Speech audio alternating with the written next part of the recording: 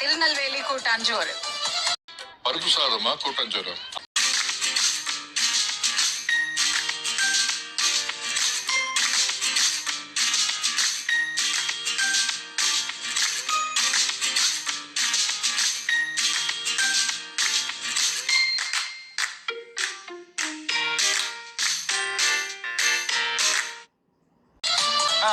முருங்கைக்கீரை போட்டு நல்லா ஆத்தன்டிக்கா இருக்கு.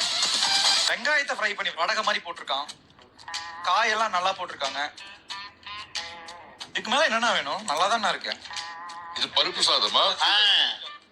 பருப்பு சாதமா கூட்டாஞ்சோறு? புளி இல்ல, புளியோட ஃபிளேவர் கம்மியா இருக்கு.